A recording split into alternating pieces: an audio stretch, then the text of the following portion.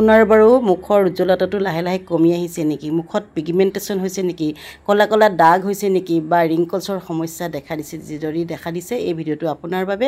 কেতিয়াবা আমি বহুত দামী ক্ৰীম এটা ঘঁহিলেও আমাৰ মুখৰ উজ্জ্বলতাটো বিচাৰি নাপাওঁ নহয়নে। আজি এটা সুন্দৰ ঘৰুৱা বিধান আপোনালোকৰ বাবে লৈ আহিছোঁ। কেইটামান পাকঘৰতে থকা ঘৰুৱা সামগ্ৰীৰে আজি এটা স্কাৰ্ফ বনাবলৈ গৈ আছোঁ, যিটো স্কাৰ্ফে আমাৰ মুখত থকা যিবিলাক মৃতকোষ সেইবিলাক আঁতৰ কৰিবলৈ সক্ষম হ'ব। আৰু এয়া লৈছোঁ প্ৰথমতে মই মচুৰ দালি, আৰু মচুৰ দালি লৈছোঁ 2 চামুচ জোখাৰে লৈছোঁ, আৰু লগতে লৈছোঁ এয়া চাউলো 2 চামুচ জোখাৰে লৈছোঁ, লগতে এয়া বুট 2 চামুচ লৈছোঁ।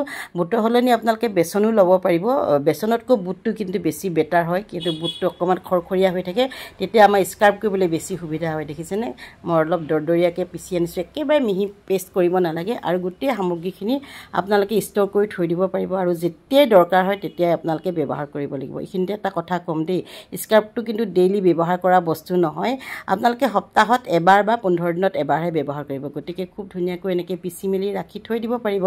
আৰু এয়া কিন্তু ফ্ৰিজত নথলেও হ'ব দেই।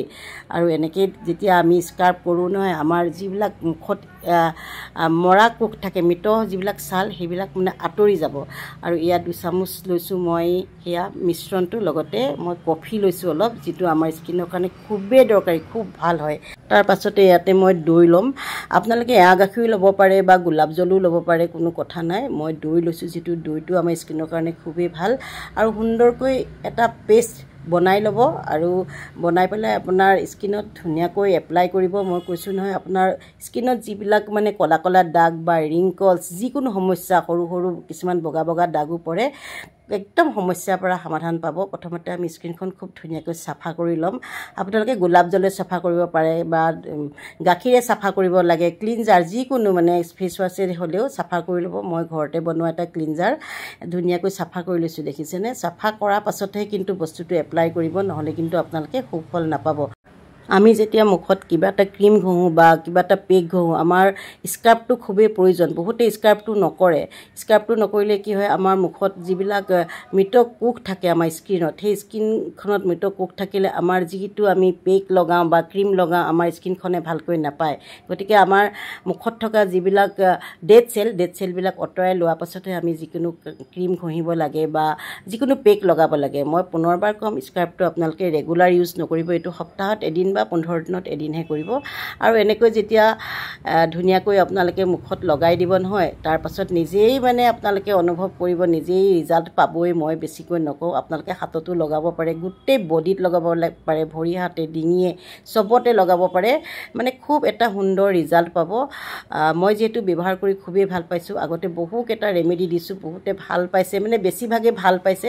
যেতিয়া আপোনালোকে ভাল পাওঁ বুলি কয়, সঁচাকৈ বহুত বেছি ভাল লাগে। আপোনালোকক পুনৰবাৰ ক'ম, স্কাৰ্ফ সপ্তাহত এদিন হ'লেও কৰিব, যিটো আমাৰ স্কিনৰ কাৰণে খুবেই প্ৰয়োজন। আমাৰ ডেড চেলবিলাকৰ কাৰণে, ডেড চেলবিলাক নহ'লে আমাৰ স্কিনত থাকি যায়। আপুনি 3000 4000 যিমান দামী ক্ৰীম নহওক লাগে, কিন্তু আপুনি কেতিয়াও সুফল নাপায়। সেইকাৰণে বহুতে কয় যে ইমান দামী দামী ক্ৰীম ঘঁহোঁ, কিন্তু একো সুফল পোৱা নাই। কাৰণটো হ'ল ক্লিনজিং, টনিং, মইশ্চাৰাইজিং কৰে, কিন্তু স্কাৰ্ফটো বহুতে থাকি যায় কৰিবলৈ। স্কাৰ্ফটো মানে এলাহতে হওক বা কিবাতে হওক নকৰে, গতিকে সেইকাৰণে আমাৰ স্কিনখন বেয়া হৈ যায়। আমাৰ বয়স অনুপাতে সকলোৰে স্কিন বেয়া হ'বই, সেইটো কেতিয়াও ৰোধ কৰিব নোৱাৰে। তথাপিতো আমি যদি অকণমান পৰিচৰ্যা কৰি ৰাখোঁ, তেনেহ'লে আমি যথেষ্টখিনি স্কিনখন ভাল কৰি ৰাখিবলৈ সক্ষম হ'ম। আৰু এয়া সুন্দৰকৈ লগাই দিলোঁ। আপোনালোকে কিন্তু ৰাখি থ'ব নালাগে, লগে লগে আপোনালোকে আঁতৰাই পেলাব পাৰিব। দেখিছেনে মোৰ স্কিনৰ উজ্জ্বলতাটো।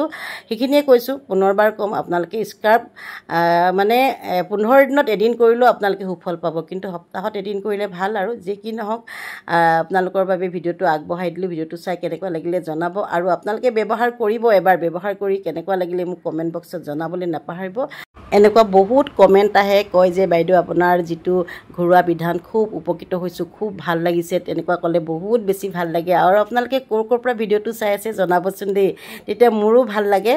গতিকে সেইখিনি আপোনালোকক দেখুৱালোঁ। আপোনালোকে স্কিনখন মানে পৰিচৰ্যা কৰাটো খুবেই প্ৰয়োজন। আমাৰ বুঢ়া হৈ গৈছোঁ বুলি বহুতে কয় যে ইমান বুঢ়া বয়সতনো এইবিলাক কিয় কৰিব লাগে, কিনো দৰকাৰ আছে, তেনেকুৱা কয়, কিন্তু সেনেকুৱা নহয়। আমি বুঢ়া বয়সতহে আচলতে স্কিনখন বেছি পৰিচৰ্যা কৰিব লাগে। আপোনাৰ 25-30 বছৰলৈকে আপোনাৰ স্কিন ভালেই হৈ থাকে তাৰ পাছতে আমি পৰিচৰ্যা কৰিব লাগে আৰু সুন্দৰকৈ ধুই আহিলোঁ মই দেখিছেনে ধুই অহাৰ পাছত এতিয়া মই এয়া নাৰিকল তেল লগাম আপোনালোকে স্ক্ৰাব কৰাৰ পাছত কিন্তু মানে চেৰামটো লগাব দেই চেৰামটো খুবেই প্ৰয়োজন চেৰাম নহ'লেও অকণমান নাৰিকল তেল লগালেও হ'ব মই আজি নাৰিকল তেলকে লগাই দেখুৱাইছোঁ যিহেতু মই গা ধোৱাৰ পাছত আকৌ মুখ ধুবই লাগিব আৰু আপোনালোকেও কিন্তু স্ক্ৰাব কৰাৰ পাছত একো নলগোৱাকৈ নাথাকিব নাৰিকল তেল হ'লেও অকণমান লগাব নহ'লে আপোনালোকে টনিং ৱাটাৰ স্প্ৰে কৰি থৈ দিব পাৰে গোলাপ জল স্প্ৰে কৰি থৈ দিব পাৰে গতিকে আজি ভিডিঅ'টো বেছি দীঘলীয়া নকৰোঁ পুনৰবাৰ আপোনালোকক দেখুৱাম কি বস্তু মই ব্যৱহাৰ কৰিলোঁ বহুতে পুনৰ সুধি থাকে বাইদেউ কি ব্যৱহাৰ কৰিলে এইখিনি বস্তু মই ষ্ট'ৰ কৰি ৰাখি থৈ দিম চাউল লৈছোঁ মচুৰ দালি আৰু বুট লগতে কফি তেনেহ'লে আজি ভিডিঅ'টো ইমানতে সামৰণি মাৰিছোঁ পুনৰ এটা নতুন ভিডিঅ'ত লগ পোৱাৰ প্ৰতিশ্ৰুতিৰে আজিলৈ এৰিছোঁ ধন্যবাদ bye bye love you all